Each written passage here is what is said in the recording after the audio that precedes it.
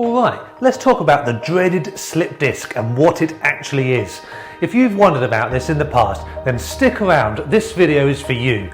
I'm Luke Savage, the CEO and Senior Osteopath at Worthing Osteopathic Wellbeing Clinic. Disc problems, they can quite often be there for some time and it really hurts. It stops people from doing what they want, whether it be going out for a run or a walk. People worry, they ask themselves, am I ever going to get better? This is because it's been there for so long and hurting so much. They're getting really frustrated because they want to get back out there doing the things that they love, but they can barely walk. If you can relate to any or all of this, then comment disc below. Right now, I'm going to share the story of a patient of mine, Bartholomew. It's not a unique story. In fact, we get asked this question all the time. Bartholomew asked me, what is a slip disc?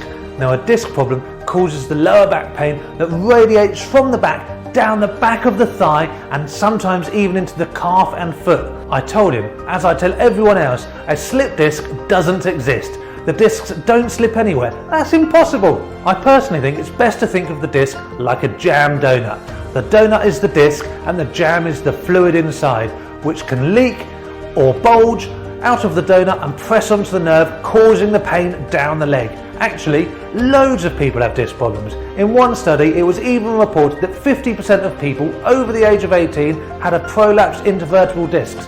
That's half of everyone you know. Now obviously, not half of all people out there have back pain. In fact, it only hurts when the jam or the gel in the middle of the disc comes out and presses onto the nerve. Imagine this donut and imagine running or any other high impact sports. It means that the donut is being squeezed and squashed. Now ordinarily, this is fine, that's what it's designed to do. In fact, it acts like a shock absorber.